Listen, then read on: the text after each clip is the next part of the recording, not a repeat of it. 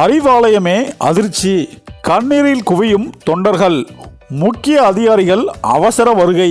அதாவது கால் தடுமாறி விழுந்ததில் மதிமுக பொதுச் செயலாளர் வைகோவுக்கு வலது தோளில் எலும்பு முறிவு ஏற்பட்டதாக அவரது மகன் துரை வைகோ தெரிவித்துள்ளார்.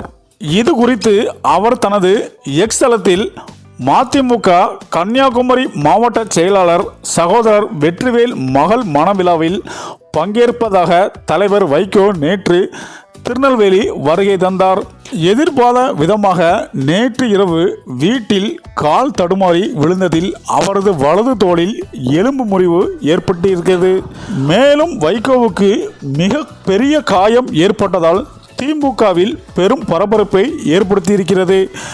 மேலும் வைகோ திமுகவில் ஆரம்ப காலத்தில் கடுமையாக உழைப்பை கொடுத்திருக்கிறார். பிறகு திமுகவிற்கு பல ஐடியாக்களையும் மூத்த அறிஞராக இவரும் துரைமுருகனும் முதல்வர் ஸ்டாலினுக்கு வழங்கிட்டு வருகிறார்கள். இந்த நேரத்தில் இப்படி ஒரு பெரும் விபத்து ஏற்பட்டதால் மிக பெரிய துக்கத்தை திமுக வட்டாரத்தில் ஏற்படுத்தி இருக்கிறது. இதனால் திமுக தொண்டர்கள் மிகவும் கவலையாக இருப்பதாக அரசியல் வட்டாரங்கள் கூறி வருகின்றனர்.